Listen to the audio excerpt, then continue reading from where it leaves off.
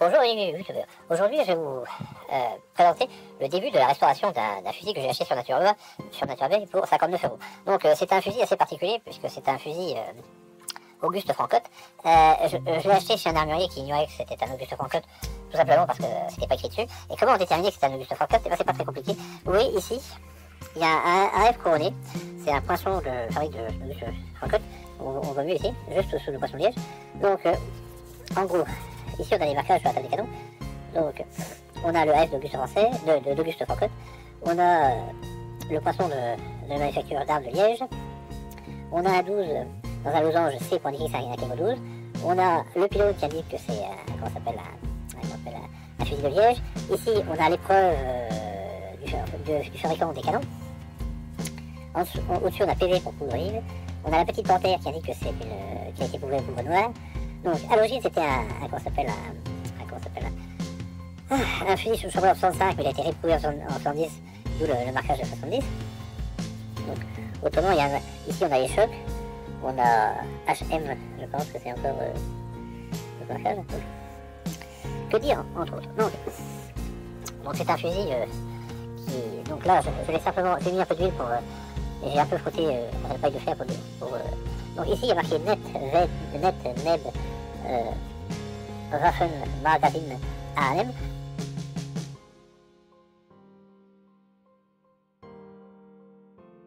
Donc c'est une arme qui a été fabriquée par Auguste Francotte pour le marché des Pays-Bas. Et donc un autre moyen de savoir que c'est à Francotte, là il faut que je l'ouvre un peu. Donc, ici vous voyez sur la bascule, il y a un autre AF couronné. Donc voilà. Donc si vous n'êtes pas au fait de ce petit détail de comment s'appelle le marquage, vous ne savez pas que c'est un fusil Francotte. Donc c'est un fusil qui date donc le numéro est en 31 000 et donc selon l'historique de la maison Francotte qui est disponible sur internet, j'ai pu déterminer que ce fusil était de 1900. Donc on a devant nous un fusil pour l'instant qui est en pièces, j'ai commencé à le démonter pour le restaurer. Donc ici on voit que le fer de la languesse est oxydé. Voilà. Bon, j'ai mis un peu d'huile pour faciliter le montage. On voit les pièces sont oxydées. Le bloc de détente est relativement propre, mais bon, il y a des traces d'oxydation sur le ponté. Bon, les bois, quant à eux, ils ont subi l'usure de l'âge, quoi. Donc il y a des griffures.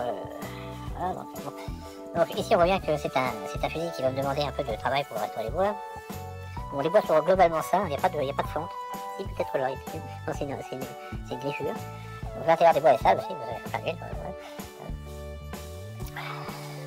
Bon. Ici la longueur c'est pareil, hein, donc c'est un bois beaucoup vieilli. Par contre, oui, arrivé à un système amusant. Donc ici, quand j'ai démonté la grenadière, j'ai découvert qu'il avait un modèle de grenadière pas pour eux, donc c'est un modèle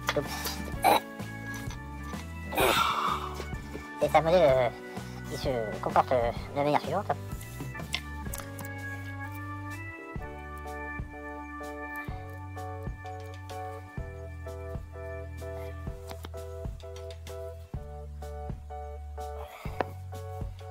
À l'intérieur de la crosse, donc c'est une grenadière qui peut s'enlever sans démontage. Donc ici dans la crosse il y a un logement où est le ressort qui maintient la grenadière en place. Et ici vous voyez qu'il y a un système, si vous faites pivoter de 90 degrés la grenadière, celle-ci, voilà, et hop, la grenadière se démonte. Donc c'est l'ancêtre des grenadières à démontage rapide, et ça date de 1900 comme quoi. On n'a rien inventé de neuf sous le soleil. Voilà, bon.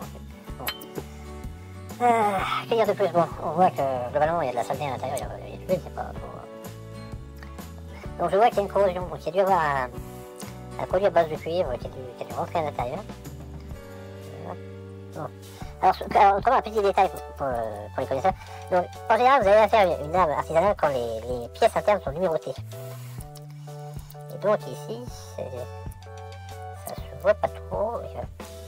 Donc ici, ici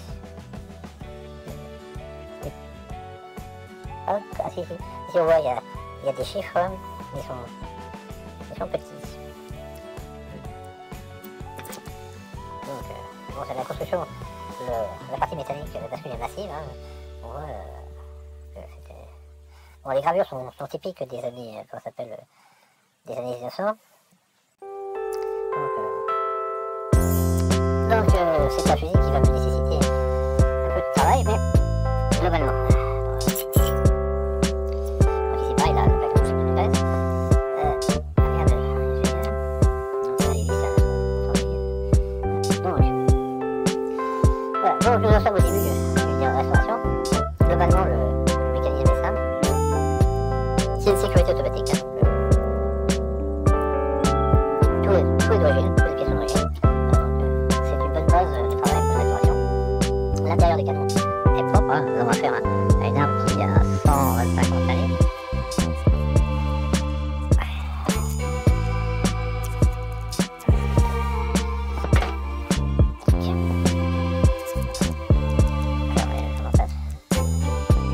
Comme je disais, on a des canons qui ont 125 ans, qui sont pratiquement pas plus que non. La bande de ride est typique des 1800 codes de modèle. Il y a des gravures et la gravure de la bascule se continue sur les canons. Globalement, c'est une arme qui n'a pas beaucoup de jeu. Par contre, il y a assez toujours, il y a une gueule à connaître avant, il était cassée. Donc ça voilà. Bon, voilà, c'est tout pour aujourd'hui. Donc, parce que souvent, je vous fais des vidéos, mais bon, je ne vous montre pas l'état initial du fusil, ou l'état final, et on fait une partie du travail, qui n'est pas sans petite surprise. Quoi. Donc, comme je dis souvent, les vieux fusils ont l'air décatis, mais ils ont un potentiel. Voilà, le potentiel, il suffit de le réveiller. Bon, là-dessus, je vous laisse. Donc, comme d'habitude, je vais faire bouillir les pièces métalliques pour enlever la corrosion. Et je vais m'occuper du bois aussi. Voilà. Bon, bah c'est tout pour aujourd'hui, et puis à la prochaine fois.